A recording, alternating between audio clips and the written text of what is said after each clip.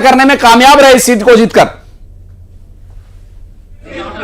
जी बिल्कुल, जिस तरह से पिछला चुनाव मुकेश मल्होत्रा ने निर्दलीय रूप से लड़ा था और 45,000 वोट हासिल किए थे, तभी से वो एक बड़ा चेहरा इस क्षेत्र में बन गए थे, एक आदिवासी नेता के रूप में उभरे थे, क्योंकि 70,000 के करीब आसपास यहाँ पर आदिवासी मतदाता हैं जो कराहल और विजयपुर बेल्ट में हैं। इसी वजह से इन्हीं मतदाताओं के बलबूते वो 45,000 वोट लेकर आए थे और तभी से जब कांग्रेस छोड़ करके मंत्री रामनिवास रावत भाजपा में शामिल हो गए तो कांग्रेस ने इन्हें अपनी ओर लेने में कोई देरी नहीं की और तत्काल हालांकि बड़े एक्सपर्ट्स ये भी कह रहे थे कि अगर दोनों सीटों में से एक भी सीट कांग्रेस के पास इन केस नहीं जाती तो जीतू पटवारी के लीडरशिप पर भी सवाल खड़े होते। जहां तक बीजेपी की बात है तो बीजेपी तो अपने दावे कर ही रही थी, लगातार इस सीट पर जीतने की बात कर रही थी। तमाम जो दिग्गज नेता हैं भाजपा के यहाँ पर 20-20 दिन तक मंत्री, यहाँ तक कि विधानसभा अध्यक्ष नरेंद्र सिंह तोमर भी यहाँ पर 15 दिन क्षेत्र में रहे। करीब 11 सभाएं सीएम के द्वारा यहाँ पर की गई। लगातार भाजपा ने पूरी ताकत झोंक करके इस क्षेत्र में काम किया था, लेकिन जिस तरह का विरोध रावत समाज का इस क्षेत्र में देखने को मिला था, जिस तरह से बवाल हुआ, वहां से कहीं ना कहीं जो दूसरे वर्गों का, दूसरे समाजों का वोटर है वो भाजपा से कट करके कांग्रेस में हो गया और इसी का फायदा सीधे तौर पर कांग्रेस को मिला है, क्योंकि कई जगह इस तरह की घटनाएं एक दिन पहले से चुनाव वाले दिन और चुनाव वाले दिन के बाद में लगातार देखने को मिली थी। उसी से कहीं ना कहीं जो दूसरे वर्ग है वो भी नाराज थे और कहीं ना कहीं एक तरह से वो गुंडागर्दी के आरोप एक समाज विशेष पर लगाते रहे थे और अब जब जीत हुई है तो कांग्रेस भी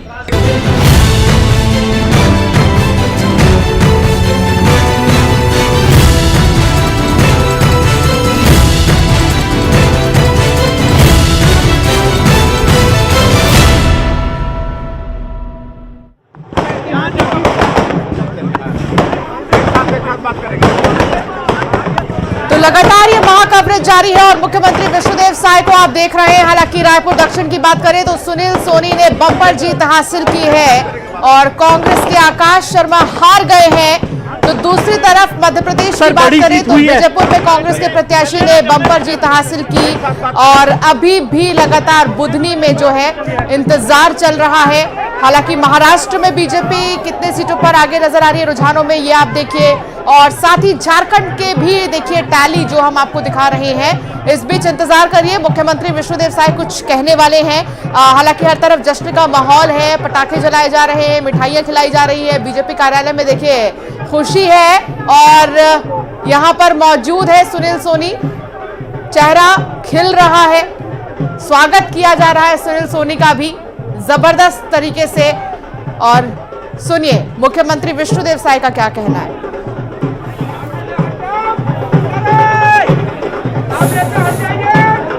स्वागत के सिलसिले, आतिशबाजी के सिलसिले, ढोल नगाड़ों के सिलसिले, बैंड बजने और बजाने के सिलसिले लगातार जारी है।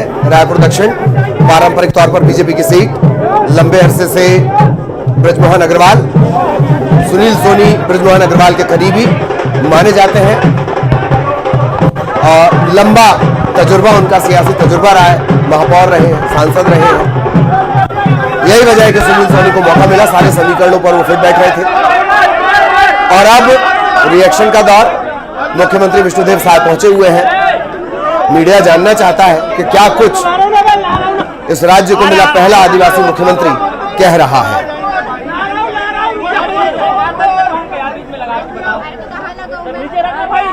शोर शराबे के बीच ढेर सारे सवालों की बौछार। रायपुर दक्षिण आकाश शर्मा कांग्रेस की तरफ से, तरुणाई वर्सेस तजुर्बा, इस तरह से इस चुनाव को देखा जा रहा था। आखिरकार सुनील सोनी कामयाब रहे। बिल्कुल, और सुनील सोनी को मुख्यमंत्री साय ने बधाई दी है। रायपुर दक्षिण उपचुनाव में सुनील सोनी की बम्पर जीत हुई है, लगभग 46,000 से भी ज्यादा वोटों से आकाश को हराया है, आकाश शर्मा को हराया है। इसके साथ ही आपको बता दें कि तमाम रिएक्शंस भी आ रहे हैं। इंतजार है कि मुख्यमंत्री क्या बोलेंगे, क्योंकि सबके चेहरे खिल उठे हैं। 46,000 से भी ज्यादा वोटों से जीत हासिल की है सुनील सोनी ने। वोटों की गिनती अब खत्म हो चुकी है, हालांकि आधिकारिक ऐलान होना अभी इंतजार किया जा रहा है इसका। भाजपा के सुनील सोनी को अच्छे खासे वोट मिले हैं, करीब 90,000 वोट मिले हैं। हालांकि बृजमोहन अग्रवाल जितने तो नहीं, लेकिन डिफरेंस अच्छा खासा है यहाँ पर सुनील सोनी और आकाश शर्मा के वोटों के बीच में। और देखिए कैलाश विजयवर्गीय की भी तस्वीर हम आपको दिखा रहे थे, जहां इस बीच कैलाश विजयवर्गीय मध्य प्रदेश को लेकर भी कई रिएक्शंस देते हुए नजर आ रहे थे। तो महाराष्ट्र में इस वक्त महायुति का मैजिक चल रहा है क्या, और झारखंड में इस वक्त क्या हो रहा है, तो रायपुर दक्षिण में किसने जीत हासिल की है, लगातार आप तक ये महा कवरेज न्यूज 18 मध्य प्रदेश छत्तीसगढ़ की जारी है। हमारे साथ खास मेहमान जुड़े हुए हैं, शिवम शुक्ला हमारे साथ है, बीजेपी प्रवक्ता, अवनीश बुंदेला साथ है, कांग्रेस के प्रवक्ता, और संजीव जी भी हमारे साथ है जो कि राजनीतिक विश्लेषक है।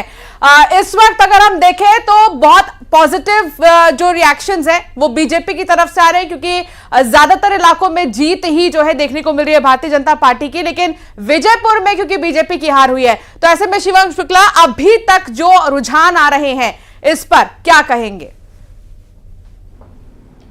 देखिए, सबसे महत्वपूर्ण चीज़ यह है कि जनमत का भारतीय जनता पार्टी पूरी सह्ृदयता के साथ सम्मान करती है। विजयपुर की जनता ने भी हमारे ऊपर अप्रतिम विश्वास और आशीर्वाद प्रदर्शित किया। हो सकता है कि वोटों में कुछ हम पीछे रह गए हों, अगली बार और ज़्यादा अथक परिश्रम के साथ जनता के बीच जाएंगे और उनका विश्वास हासिल करने के लिए एक संगठन के तौर पर भारतीय जनता पार्टी पूर्णतः प्रयास करेगी। बाकी कांग्रेस पार्टी को विचार करना चाहिए कि आज पूरे देश में उनकी क्या स्थिति हो गई है, किस प्रकार से उनकी जो विभाजनकारी राजनीति है, जो मुद्दों से भटकाव की राजनीति है, जो हिंदू समाज को खंड खंड में बांटने की राजनीति है, उसको चाहे महाराष्ट्र की जनता हो, अन्य जहां उपचुनाव है वहां की जनता की बात कर ले, या बृहत्तर स्तर पर झारखंड में भी आज भारतीय जनता पार्टी अकेले सबसे बड़ी पार्टी बन के उभरी है। वहां के नतीजों को हम देख ले तो वहां की जनता ने पूरा अपना आशीर्वाद दिया है। प्रधानमंत्री जी का जो इस देश के बारे में एक विजन है, उन्होंने देश को दुनिया की 5वीं सबसे बड़ी अर्थव्यवस्था बनाया, तीसरी की ओर तीसरे कार्यकाल में अग्रसर कर रहे हैं। तो इन तमाम चीजों पर क्षेत्रों की जनता ने अपना विश्वास और पूरा आशीर्वाद प्रदर्शित किया है। विजयपुर के लिए हमारा संगठन इस चीज के लेकर के आने वाले वक्त में पूरी तरीके से गंभीर, लेकिन मेन चैलेंज तो विजयपुर में ही था। बुधनी तो ठीक है, वो तो एक तरह से फेस वहां पर ऑलरेडी बनी हुई है, मेन चैलेंज तो विजयपुर में ही था।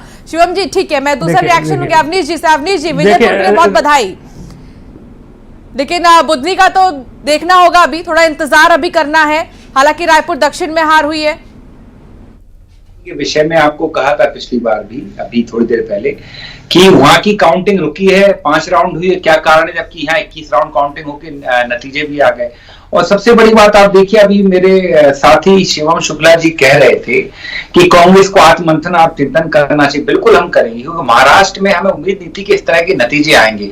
महाराष्ट्र के नतीजे चौंकाने वाले हैं, और कहीं ना कहीं ये भी हम मानते हैं कि जो हमारे जो साथी अलायंस वाले साथी थे, उनकी जो अंदरूनी रस्साकसी थी, जो जैसे अजीत पवार और शरद पवार जी के पार्टी के 2 धड़े हो गए, शिवसेना के 2 धड़े हो गए, उससे लगता है कांग्रेस पार्टी को खासा नुकसान हुआ, क्योंकि इस तरह के नतीजे महाराष्ट्र में कभी नहीं हमने उम्मीद की थी। लेकिन हाँ ठीक है, महाराष्ट्र राज्य जो था भाजपा के पास था, कंटिन्यू रहा। झारखंड जो राज्य था, जो भी हमारा पिछली बार प्रदर्शन था, उससे ज्यादा सीटें लेकर हम आए और सरकार बनाने जा रहे हैं।